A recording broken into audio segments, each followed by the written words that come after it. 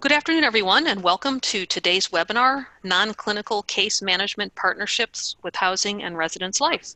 My name is Lori Sabata with Akuhuai, and I will be serving as your technical producer for the broadcast today. So it's my first official job as technical producer.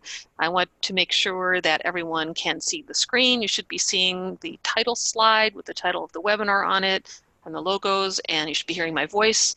If you can say yes to both of those things, I'd like to direct your attention to, actually could be located at different places on your screen, but at mine it's on the bottom. There's a strip on the bottom and you should see a little hand there. Looks like a little cartoon hand. If you wouldn't mind accessing that, clicking it, that lets me know that you can hear and see and everything is okay on your end. And I'm seeing lots of raised hands, so it looks like we're good there. So thank you very much for doing that. I know we have a lot to get through today, so I'm just going to spend a couple minutes going through some sort of housekeeping type items, talk about the flow of the presentation today, sort of introduce the webinar and some of the presenters, and then we'll be on our way. So I wanted to talk a little bit about Q&A and discussion. So we're going to have some time for presentation and content today from our two presenters, which I'll introduce in a moment. And after that, we'll have time for, you'll be able to ask questions and have our presenters respond to those. And again, on your, wherever the panel or strip is located on your screen, you should see a little button there that says Q&A. That is where you will submit your questions. So we have a pretty large audience today. So we have the audience in a listen-only mode. So how we're going to have people submit questions, if you would just type, as you think of them, just go ahead and type them right in that box. You don't have to wait until the end of the presentation to ask the questions. Just go ahead and type those right in, and I'll be monitoring those throughout the presentation, and we'll have time at the end to address those and have some conversation. Also, if you do at any time have any technical issues that I might be able to help you with, so for example, if slides aren't advancing or you have an audio problem, please feel free to, you can send a chat or questions to me through that Q&A feature, and I will attempt to assist you with any issues that you might be having. I want to mention also that we're recording the webinar today, so if you have any colleagues who might have missed the webinar or you want to share a link with them, we'll be recording this and putting it online, and we'll be sharing the link with you later, so you'll be able to share it if you wish to. So I want to talk a little bit about today's webinar. Today's webinar is brought to you in partnership by Akuhuai and HECMA in an effort to better inform our respective memberships on issues related to mental health and our shared case management work in the space. Our presenters today, Justin Kelly and Analia Cuevas-Paulo, come to us from Rutgers University and the University of Arizona, respectively, and will be sharing their perspectives and experiences around case management within their institutions, with a particular lens on how campus housing and residence life is involved, both formally and informally, in this work.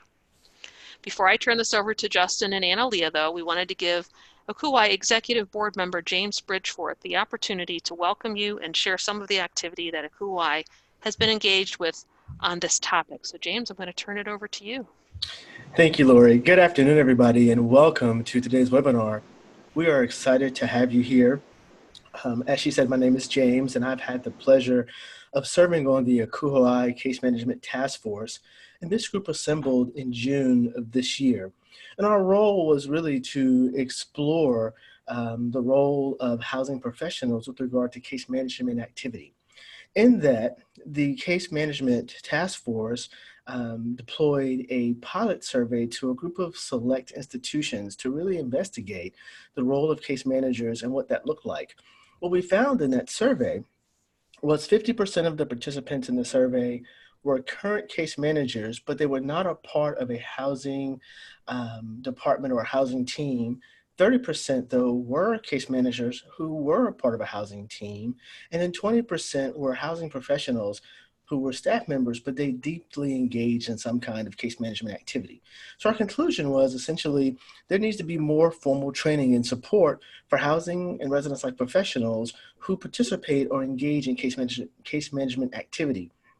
So a few recommendations from the Case Management Task Force.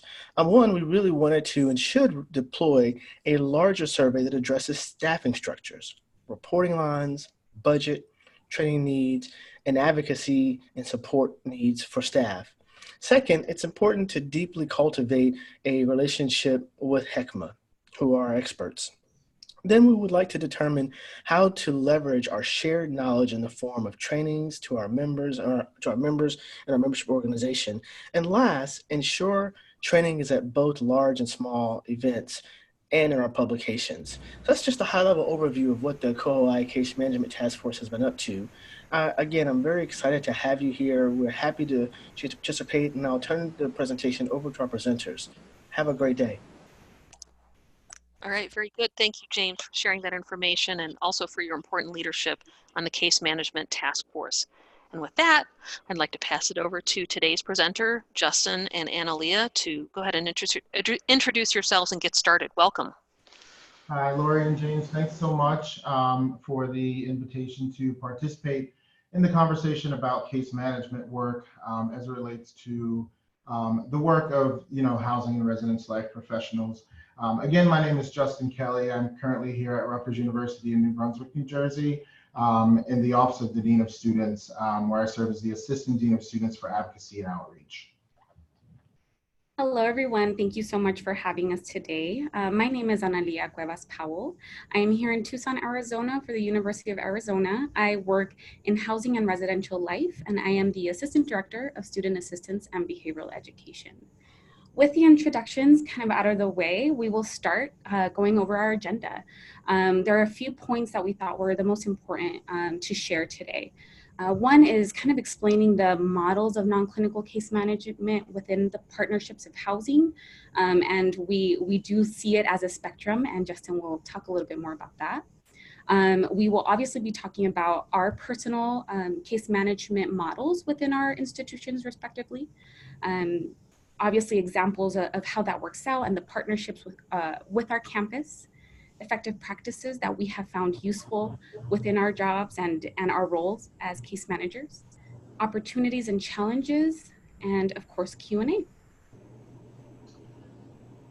All right, so again, thanks to James for kind of kicking off the work and sharing some of those stats with us that really highlight where folks are along the spectrum of the case management work. Some are still, functioning as sole case managers. Some have some responsibility with case management work as housing and res life professionals, and then some maybe the other duties as assigned.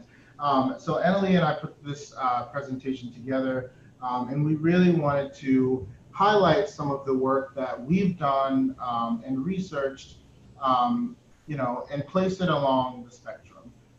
So as you can see, far left of the spectrum is the case management work with little to no housing partnerships. I'm sure that some folks participating in today's webinar are coming from offices where, you are one or two people, and you are doing managing those entire caseloads as a sole office, a case management office. Maybe you're in the Dean of Students office, but you are it at your institutions. And that's great. Kudos to you for doing and carrying those caseloads, as I know the work, over time has gradually just increased and become more and more, complex to work through some of the issues that our students face on a day-to-day. Midway along that spectrum, which Analia will talk to you about, is the model that they subscribe to at the University of Arizona, case management with some housing partnerships. With the creation of the task force, more development with HECMA as an organization, we're starting to see more folks, the middle of the road along that spectrum. And then far right is kind of where where we are here at Rutgers, and I'll talk a little bit more about my background and my experience with this work. But we have a full functioning case management team known as our student support team within our residence life department, where those folks are dedicated, committed case managers, only doing residential student case management work, not assigned to any of the traditional hall responsibilities, that of, a residence life coordinator or a hall director, So it is a pretty unique model that we subscribe to here at Rutgers. And I think this is where a lot of institutions across the country are really trying to evolve their work to be the far right spectrum where Rutgers is. I've been here at the university for about 9 years and have been involved with HECMA for the last 4 to 5 years. And I can tell you that, so much has changed over the last 5 years, and folks have really started to reach out to us here at Rutgers to figure out how can we get to that. How did you all evolve to that place? And I think if you look at this particular slide and see it as a spectrum, you move along that, and over time, with buy-in and working collaboratively across campuses, at least for us here at Rutgers, that's how we accomplished our work here with a full-fledged case management team working, out of residence life, specifically with our residential students. And Aaliyah, did I miss anything there? No, I think you hit everything spot on. I do want to mention that Justin and I prepared this presentation actually in the spring of this year, together with Becca Lopez over in UC Riverside, I believe. And we all presented to HECMA together to talk about where each of our institutions were at. So I'm happy to have kind of this model continuum and the spectrum, if you will, to talk about what our models look like and how they are different in every institution. But with that, I'll jump straight forward to the University of Arizona and kind of how we do things here. So we have a team on campus called the Student Assistance Team, and that is our case management team on campus. They are housed out of the Dean of Students office, and there they have a few full-time, an assistant dean who triages and runs everything, as well as some grad students that work out of that office. And then we have me out of Housing and Residential Life. So I am a part of their team. I work directly with them, but I'm specific to residence life, and I'm here to service our students. So I do care. We use advocates, so I refer to them as care reports and conduct as well. I liaison, obviously, with the Dean of Students office because they are a part of our team, the Disability Resource Center, Counseling and Psych Services, Title IX. I also serve on our behavioral intervention team, which is how it's just useful for me to be able to be kind of the liaison of all of our offices when we do have kind of those high acute cases, because we do see each other on a weekly basis. It just makes sense for me to sit on BIT.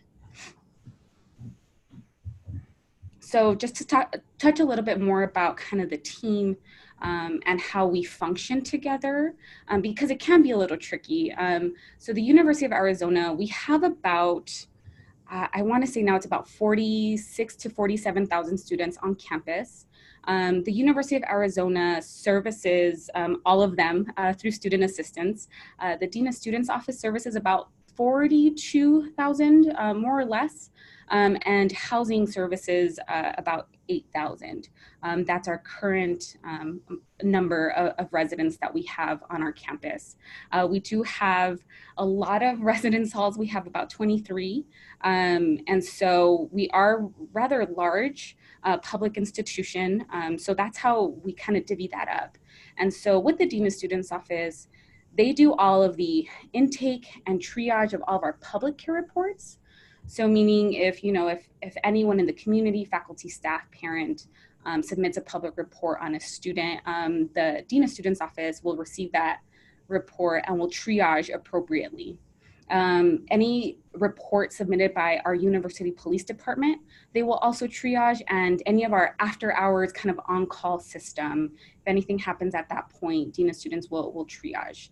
What's unique about our student assistance team at the Dean of Students office is that we do have one licensed professional counselor.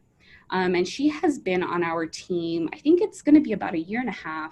And she has been instrumental to our team in helping us navigate these kind of high acute situations.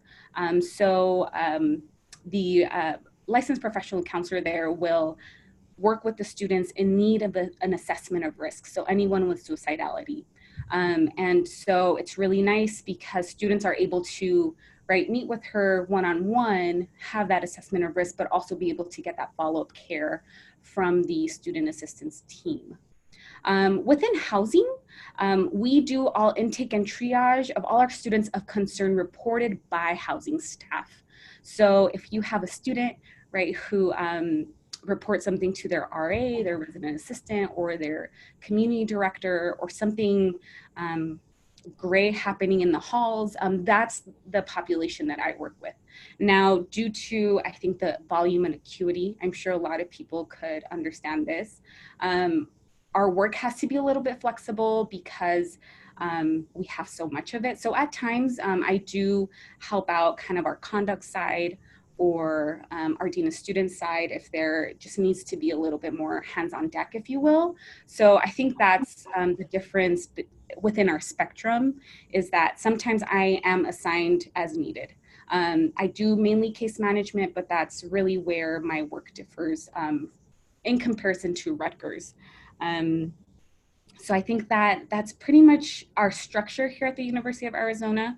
Our hopes is to grow because obviously, right, the influx of cases has been great this year, and I believe that there is opportunity for growth in that area. So we're hopeful. So I will head it over to Justin so he could talk a little bit about Rutgers Model.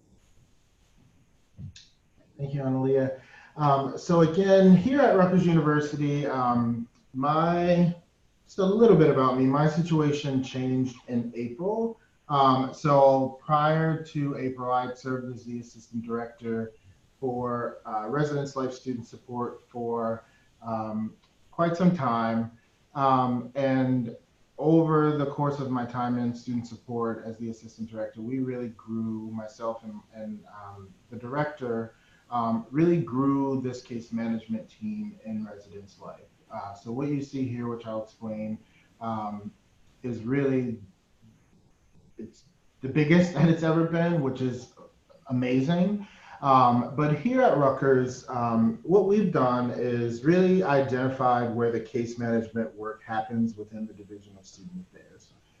So I sometimes refer to us as the triad of case management. So you'll see the Dean of Students is there, our counseling center, and then the residence life case management team known as student support. So I've transitioned out of residence life. Like I said, I've been at the university for quite some time. Most of my time, though, has been spent in res life as one of the lead case managers. So our triad of case management consists of the three offices. We refer to ourselves as the triage and care team. So we are an arm of the threat assessment team.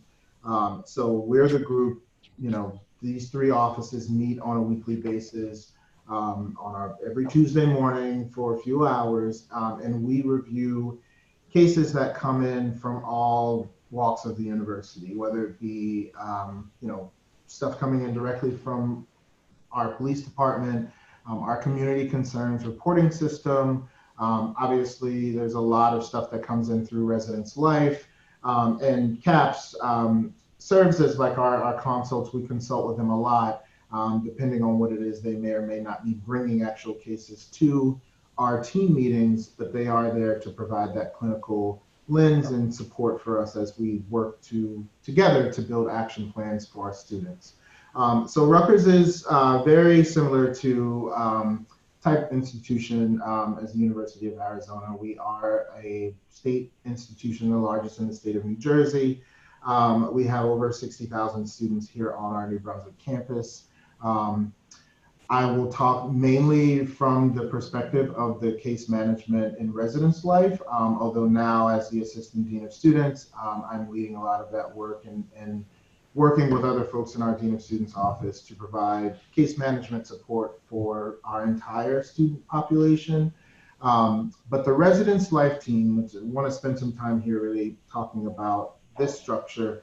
Our residential population is probably a little over 16,000 students.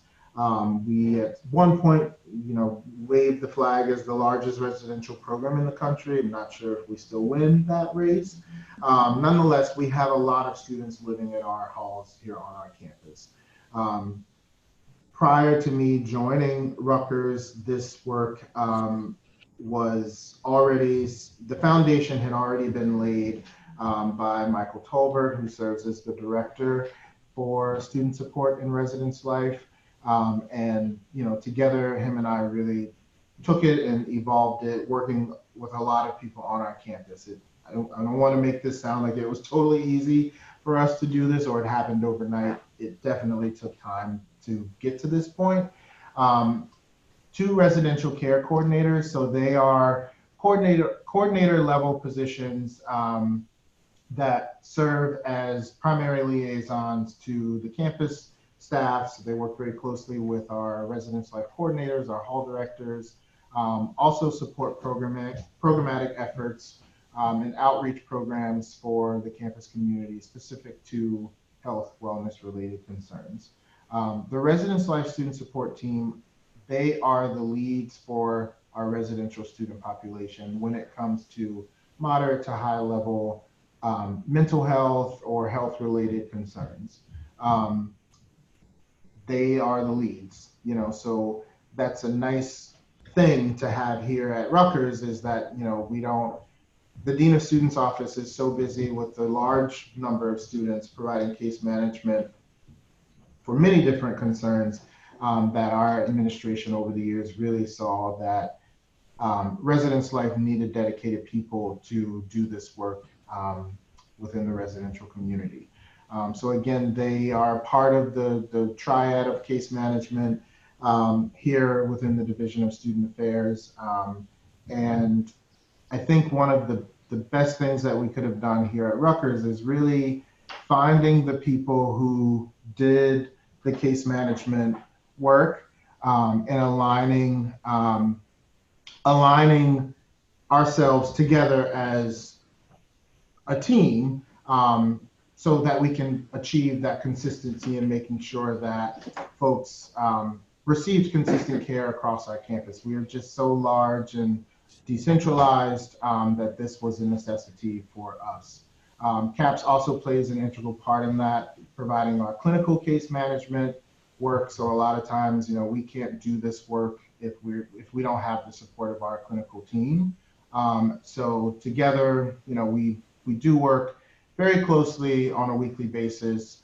But again, I'll be happy to answer more questions about the residence life team and how we achieve that here on our campus. But as you can see, this model that we have here at Rutgers is it's different.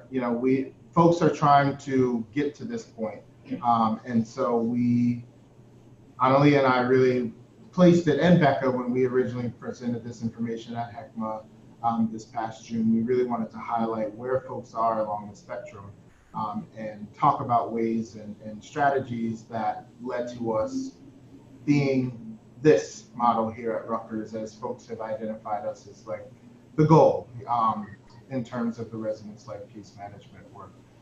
But again, back in the day, this was really the work of one or two people, and now to be able to have the two residential care coordinators on staff. And I do believe hiring for a third one before the end of the year is just remarkable and speaks to the buy-in that happened here at Rutgers from our top leadership all the way down through residence life.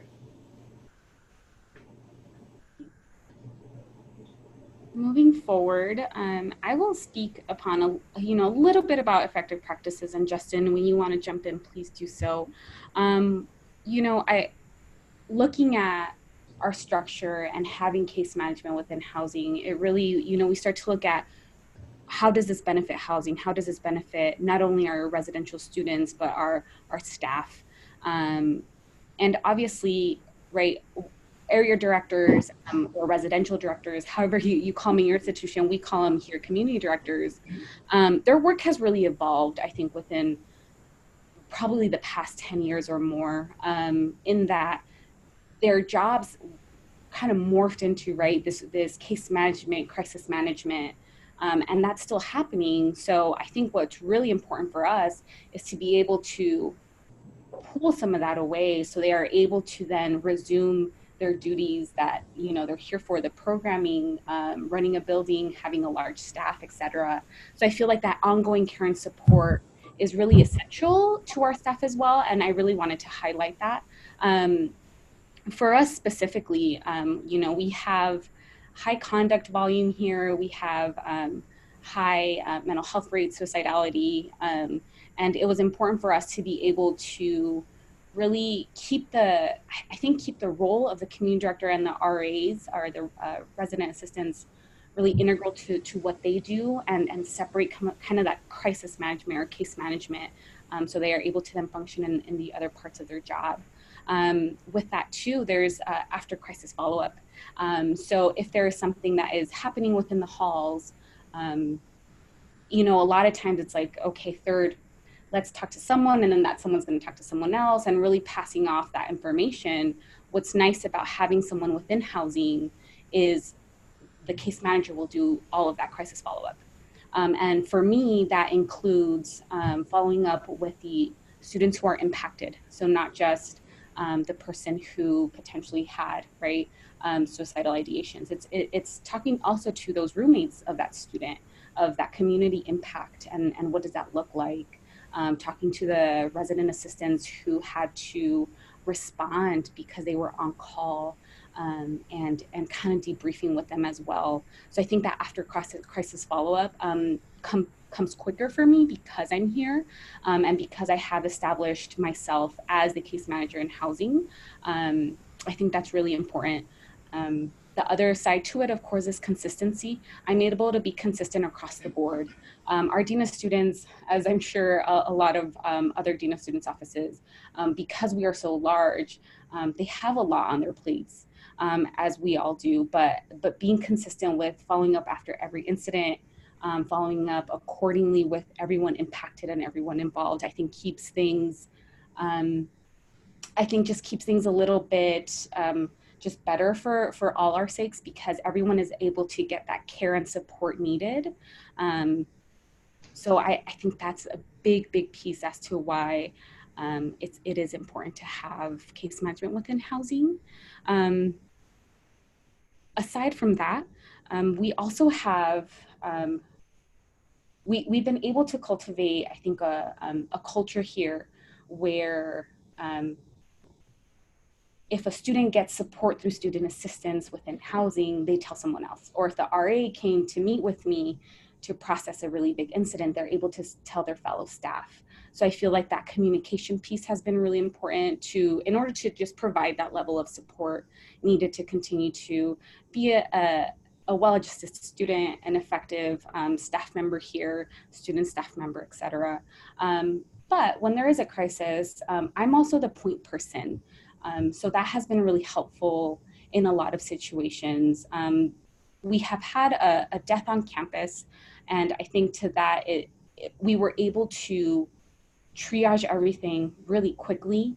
And for those people who were impacted, for the parents, I think our staff was able to do a really great job. But then also, you know, when it's a week out, 2 weeks out from that incident, the point person still is me. I am still the one that's kind of doing everything on the back end, and that way our staff can kind of go back to running the building, being able to serve this community that is going through a lot. And so that has been really beneficial in our institution. And to connect that as well, self-care.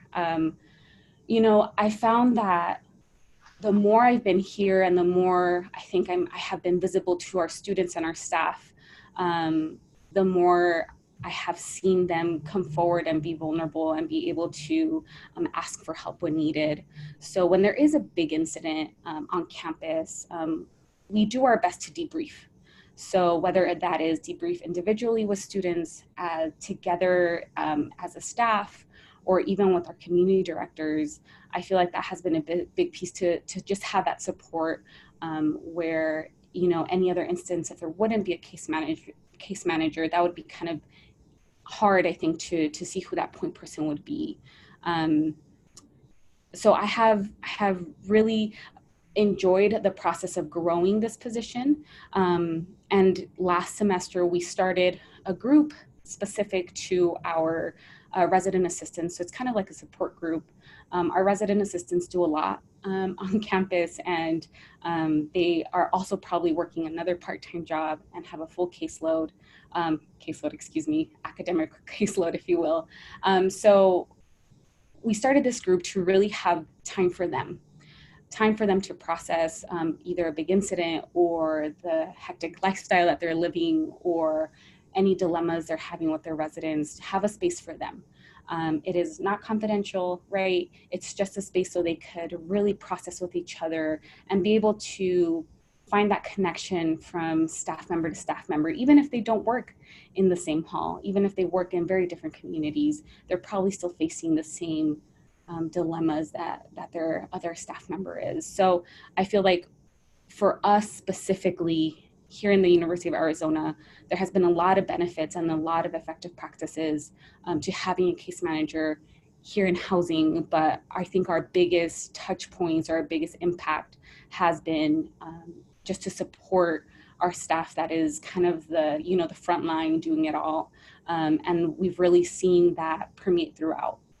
Justin, is there anything that you would like to share as far as what Rutgers does or anything that you think I have missed?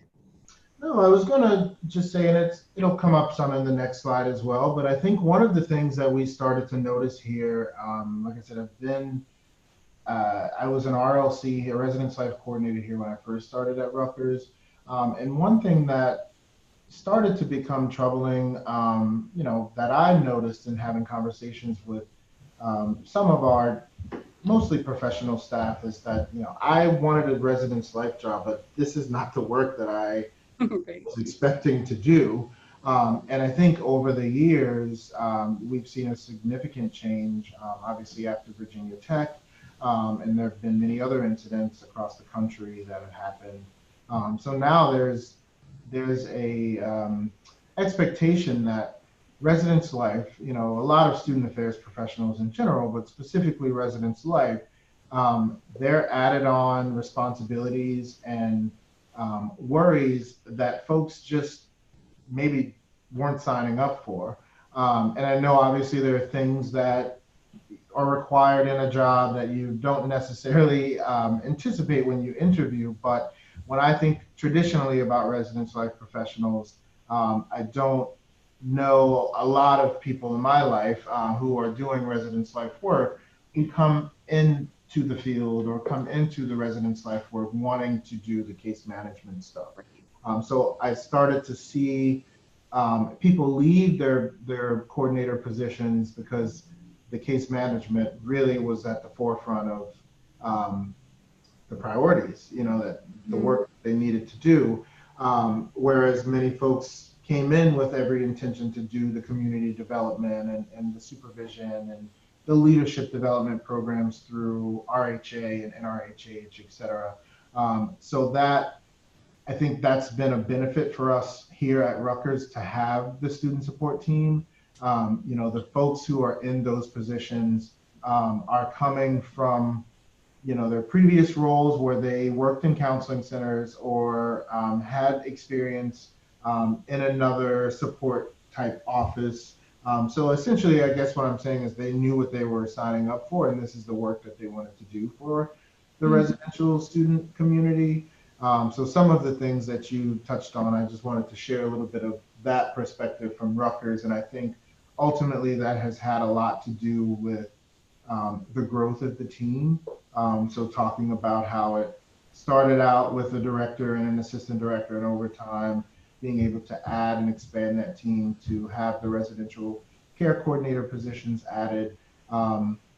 That's been a relief. When I worked on that team, almost every week there was another residential life community staff member saying, thank goodness that this work and your team exist here, because this is just like, we can't manage, consistently providing that level of support. So having this team has really been a great help because it allows us to really do the traditional residence life. We're getting to know our communities, and they are a part of it. It's not that they're passing the work over to the case managers in residence life, but they have really important roles too.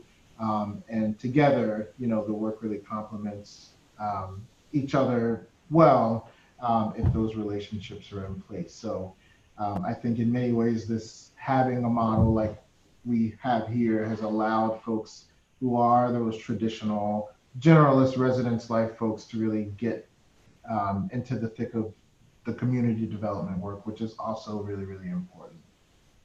I have to agree with everything you just said. It's really something that we have experienced here as well. So we'll move forward to talk a little bit more about our opportunities and challenges. All right, so opportunities and challenges. I always do that to myself. I talk ahead of the slide. So a lot of things that I would have shared here, those are definitely opportunities and challenges when we think about, the traditional residence life roles versus the role of a residence life case manager. But again, we're talking about residential students, so the needs are sometimes more complex.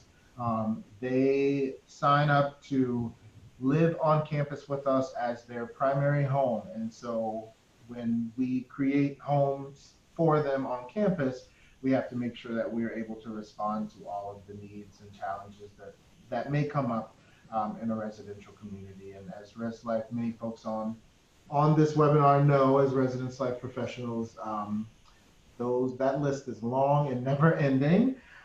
So the work, providing a high level of touch and connection to the students. Again, just thinking about the population, for many students, especially nowadays, this is their home. They have nowhere else to go if they're not living on campus with us. So having people who are sensitive to their needs and able to work with them in a way that's compassionate, and creating systems and programs that make them our community safe and make sure that students feel connected and supported. Um, Regular updates and real-time information. So I highlighted our model here at Rutgers as the triad of case management. So we meet weekly together as one big group. All of our individual hats come off, and we are there as our triaging care teams. So we're sharing information on a pretty consistent and regular basis. Residence Life, though, as the case management team, they are also receiving that information in real time, which is really, really helpful. Broad networks of staff support. So we've between Aaliyah and I, we've mentioned a few different types of roles within residence life. We have our RAs, who play, I think, the most important part. They have the most important role in all of this. They are a lot of times the first people to hear and see things and report things. So training them really well, obviously, is really, really important. Um, the consistency piece, that's been one area where I think we've done it really well here at Rutgers because of our structure and the way we operate. There's consistency. Having all of the higher level mental health concerns go to the case managers in residence life. They are looped into the CAPS team and the Dean of Students team, Dean of Students office team. So um, there's consistent practice and consistent support being provided and offered to our students all of the time. One area here at Rutgers that we've been really proud of over the last 2 years is really getting together to highlight our data. And it's been one of the coolest things that's happened. I work very closely with our clinical case social work supervisor at the counseling center, and preparing our data separately and then coming together at the table to look at it was really cool because there's a lot of consistent overlap between our data sets, which has been really, really, really good. And that also tells a story in itself. We must be operating, our systems and procedures must be aligned with each other because our data really shows that. Um, Going back to the buy-in and being able to advocate for staff changes and to grow the case management work out of residents' life. A lot of that really happened because of um, the data that we were showing. So we were able to make data-driven decisions around staffing structures, and that's definitely an area that I would encourage everyone to, whether you are a standalone office or you're working in collaboration with other people doing case management work, find those similarities and find those opportunities to align your work. And it creates a good story sometimes, or maybe it doesn't. Hopefully it does, but it definitely helps when the buy-in time comes. Some of the challenges, we're talking a lot about a lot of great things, but we do still have our challenges. Um, Again, I talked about the expectations on housing staff. It's a lot for folks who come into the entry-level positions in residence life. They're not, and going back to what James said earlier, there's a lot of opportunity to do some different training and preparation so that folks can be prepared to do this work. I only anticipate it to be more significant as the years go on. The use of different information systems. So we may be a triad here and work really well together, but our systems, we all use very different systems. So most of our Division of Student Affairs is utilizing Maxian as the primary database for a lot of work. CAPS uses Medicat, and the Dean of Students Office also uses Titanium as their primary system. So that's one of the challenges that I'm facing now as the Assistant Dean of Students, is how do I continue to do this work and align it with our triad of case managers when we're all using different systems. So we haven't quite figured that one out yet. Ideally, it would be good if we all moved in a direction of using the same system, but due to certain restrictions, obviously CAPS likely won't be, our counseling center won't be able to fully share their system, which we get. But that's been one of our challenges here on our campus. The caseloads are growing. I know Analia can talk more about that too. Every year there's more and more. And every year the nature of the works gets more and more complex. Things that we dealt with last year, trends are now, we're facing different trends now. So, I think staffing wise, when you build and put together a team of professionals to do this work, for some of the standalone offices, this is when things really get difficult, because the needs definitely outweigh and outnumber a lot of the staffing structures that currently exist across the country regarding this work. I think to touch a little bit on kind of just echoing what you're saying, for the University of Arizona, we would love to have a triad, right, that Rutgers has.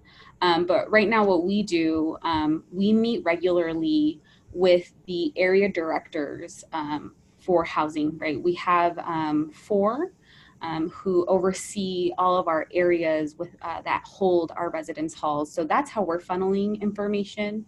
So we funnel it one way through BIT, and then we also funnel it this way within housing through that meeting. We meet once a week and go through all of the cases that we have currently, both on the conduct side, because we, like I said, we are high conduct, but also on the student assistance side as well.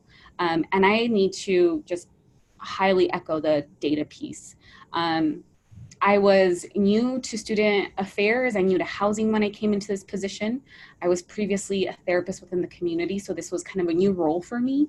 Very excited to do it, but I didn't fully understand the importance of data and how to grow your programming yourself if it weren't for data. In our department, we are so lucky that we have a person kind of in charge of all the data and who has really helped us build out like our data information. So we use Power BI. If anyone is familiar with Power BI or has heard of it, I highly recommend it because it will pull data directly from our advocate side and will, I mean, it looks beautiful. You're able to tell a story and able to really show the work. So I just wanted to echo that and just know that that has both been a great opportunity, but also because of the challenge of growing this program, we found this opportunity. So that's just something I wanted to echo. And then I think this is our last slide. So Justin? I think so. So what does partnership look like on your campus? Again, we know that folks are in many different places along that spectrum. So what opportunities are there for stronger partnership? What challenges do you foresee in trying to make this change? And who are your champions for change? So again, these are some of the questions that I don't know if my answers are the right ones. There are so many different right answers. But this is the journey that I have been on since being here at Rutgers. Like I said, when I started, the foundation had been laid. We had a good foundation, but really building the house and putting all the pieces together and finding people on campus who could partner with me. There were a lot of folks out there who didn't necessarily know what my job was, but they welcomed me in to be a part of the conversation with their offices. And really, we took that and built something greater. I also don't want to ever forget about our community partners. One of the best partnerships that I think I've been a part of here is with our local hospitals. We are fortunate to also have a behavioral health center that's part of the Rutgers system that's located semi on campus. And so being able to go over to them as hospital staff and evaluation centers, screening centers, and really saying, hey, this is the work that we are trying to do in residence life, and we need your help in that. Our students leave us and come here, many of them several times a day on a weekly basis. How can we create a system that allows for seamless transition once they are coming back to the residence halls? And then having those same conversations with folks over in the Dean of Students office and in the counseling center and saying, hey, now that our students are back, how can we create a space and a place where we can come share openly to develop those action plans together? I might only be able to develop an action plan in terms of the residential community, but I need some academic support, guidance from the Dean of Students, but I also need some clinical advice from the counseling center. So how can we create an opportunity where we all are talking openly about these things so that we are providing and creating comprehensive action plans for our students? So again, I think, I've made a lot of friends throughout the journey, but ultimately, this team would not be as big, and it could be bigger, but, it's small and mighty. But a lot of the decisions that were made to promote this work in residence life and to create more positions and to align our procedures and policies and our practices with other members of the division who were doing case management work. It wouldn't be what it is today if we hadn't done a lot of that collaborative work with our campus partners and our community partners. So we're happy to answer some of these questions. Analia and I have done this work very differently at our schools. So her recipe book may not work for my school and mine may not work for hers. But we're happy to answer any questions that you have about pieces of the process to help you all, develop and create similar systems on your campuses. All right, so we have lots of questions. Awesome. So I'm Okay. just going to go ahead and read through the questions if that's okay, and you can go ahead and answer them. So and I'll try to group together some that are kind of similar. So I had a couple questions about credentials of the residence life care coordinators, just kind of the makeup of the staff. What kind of credentials do they have? They're licensed social workers, interns, bachelor level social workers. How does that look? I could speak a little bit about my position. So there's only one case manager here in housing. And so with me, I am a master's level therapist, so I am not credentialed within the state of Arizona. But I think when building out this position, it was important to get someone who at least had some counseling background-ish, right, type of position in the past. And actually now looking at our Dean of Students staff, both of their positions over there as well, they have had some either counseling background or got their master's in counseling or social work, something like that, but have never been credentialed. And we on our campus, we do not have clinical case management. So that's for the U of A. And for Rutgers, we do have clinical. We have a whole, staff of clinical case managers within our counseling center.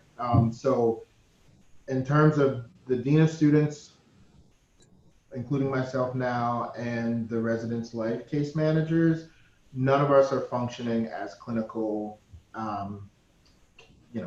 case managers. So that's not having that background and those credentials is not required. Um, my master's is in educational leadership and policy. We hired an art therapist, someone who has art therapy, who gets the needs and complexities of working with students in this capacity. Um, Someone holds a master's in college student affairs. So the credentials, we're not really we're not hiring clinical staff, so we don't require that they have those trainings or certifications with social work, et cetera. It's really folks who have had experiences and a combined, educational background that can really relate to the complexities of doing this work. So yeah, we have some folks who have maybe functioned prior to in some clinical work, but in terms of residence life student support, our res life case managers and folks here in the Dean of Students office, no one is functioning as a clinical therapist or counselor of any sorts. That's really where we rely heavily on our counseling team, specifically their case management team at the counseling center. All right, thank you. The next question is, how many current active cases are there at your institution, and what is the acuity of those cases? So I could only speak for myself. Right now, I probably have, I think as of this morning, I probably have like 65 active cases open, but that ranges in acuity. Within our program, right, we use Advocate. We currently don't have it set up to where the acuity is something that we mark off or something that, right, we have like anything like that. We really just have open cases. So I want to say I have about 65 or 70 right now. And that's just me on my end. The Dean of Students office, they're obviously have their own caseload. I think the highest I've been this semester is probably like 82. But it depends, right? The acuity is obviously different. Some students will need more touch point than others, but it's kind of how we function here. And so when we started to think about our data collectively, I don't know where everyone is at this point in the school year, but I can confidently report that last year, each respective office, Res Life Student Support, the Dean of Students, and the Counseling Center, all of our numbers, and that was that really cool feeling that we all had when we overlaid our data. We were close to 400, I want to say 350 to 400 cases, case management cases. So again, that's for residence life. And let me talk specifically about residence life. Those are the moderate to high level concern cases. Anything low level, a first year student with some stress and anxiety related to their transition to college, all of that stuff was referred back to the campus staff. And then if it elevated in concern, it then bumped to the case management team. So the moderate to high level, those are things that are a lot of post-hospitalization, students in and out of IOPs, et cetera. There's a lot of students who get maybe screened but not admitted to the hospital. So the case management numbers for residence life, I believe it was like 380, but they all were the moderate to high level cases that resulted in some sort of mandatory interview with the counseling center or some post-hospitalization follow-up. Those are the ones that really needed some sort of action plan developed with other members of the triad case management group. And similar with the counseling center and with the dean of students. So all of our case management numbers are high 300s, very close to 400 per academic year. All right, we've got about 4 minutes left, so I think we have time for maybe 1 or 2 more questions. The next question is, can you define moderate and high-level residential concerns? Yeah, so again, those are the concerns, suicidal ideation, anything that resulted in a screening by a member of the Rutgers Emergency Services, or someone who may be, maybe was admitted to the hospital. So like I said, we have a behavioral center, psychiatric screening center here located. It's part of the Rutgers system, semi on campus. So the moderate to high level really were students who were screened, and then the high are students who were screened and then admitted, not the lower level. I had a breakup and now I'm depressed. Maybe it escalated to something more, but right out the gate, those were considered to be lower level until a conversation was had and it was deemed to be more moderate to high. So yeah, we have a lot of suicidal ideation on our campus. We have a lot of students, so that number, the 380 number that I just shared, a good more than 75–80% of those students were at the screen to hospitalized level. So, again, with so many students living on campus, we've had to kind of set it up that way because the team is bigger than most schools, but we really had to reserve their work to really handle those moderate to higher level cases. I hope I answered the question clearly. Yes, thank you. And I think we probably have time to fit 1 more in. This question is, what software do you use for case management and information sharing? At the University of Arizona, we use Simplicity. So we have Advocate on campus. And so housing uses Advocate, our Dean of Students office, our Title IX office, and we have various levels of permission that we're able to view things. So that's our information sharing system so far. We don't have an information sharing system where we are able to share things across like our counseling and psych services. And back to our staff, given that we have a release of information, but currently most of our offices around campus uses Advocate. And for us, like I said, we are Dean of Students uses Titanium and Maxient. Residence Life is Maxient only, and then our CAPS team has access to Maxient, but their primary database is Medicat. I just want to also give a shout out to Maxient. Some of the new features that they've built into the new platform have really been for the case management work. So one thing that we are in the process of rolling out very soon here is the custom analytic tool in Maxient that creates our weekly care team agenda. So that's huge. If anyone has questions about that, I'd be happy to talk more about that offline. And if you use Maxient, I definitely encourage you to reach out to them to learn more about that feature, because that for us on our campus is going to be a game changer in the coming weeks, around building our agenda for our weekly meetings. All right, thank you for that. And this brings us right up to our hour together. So we do have a lot of questions that did not get answered. So Justin and Anelia, I'm going to go ahead and download those questions when we're finished with the webinar and send those over to you. And maybe we can go ahead and address some of the questions that are still out there that we didn't get to. But a lot of really great content today, and I think the fact that we had a lot of questions and discussions really reflects that. So thank you both for sharing your experience and expertise with us today. And I'd like to also thank our listening audience for hanging in there with us and spending time with us today. So with that, I will go ahead and conclude the webinar for today. And thank you very much to all, and I hope everyone has a great afternoon. Thank you so much.